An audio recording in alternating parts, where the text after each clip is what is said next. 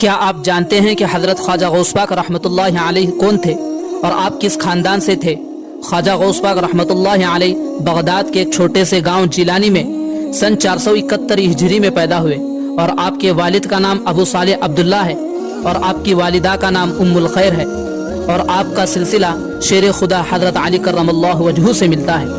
आप अपने ज़माने के सबसे बड़े वली अल्लाह थे। एक मरतबा का वाक़या है, जब आपको हुज़ूर सल्लल्लाहु अलैहि वसल्लम की ज़ियारत हुई तो आप सल्लल्लाहु अलैहि वसल्लम ने फरमाया, आप बयान क्यों नहीं करते? तो हज़रत ख्वाजा गौस पाक रहमतुल्लाहि अलैहि ने कहा, ऐ मेरे हुज़ूर, मैं आजमी हूँ और बगदाद में सारे अरबी हैं, उनके सामने मैं बयान कैसे कर सकता हूँ? तो हुज़ूर सल्लल्लाहु अलैहि वसल्लम ने कहा, ऐ अब्दुल कादिर, अपना मुँह खोलो। जब आपने अपना मुँह खोला तो आप सल्लल्लाहु अलैहि वसल्लम ने अपना लुआब दहन मुबारक 7 बार उनके मुंह में डाल दिया। कमेंट में बताएं, गौस पाक रहमहुल्लाह की मजलिस में कितने हजार लोग बैठते थे।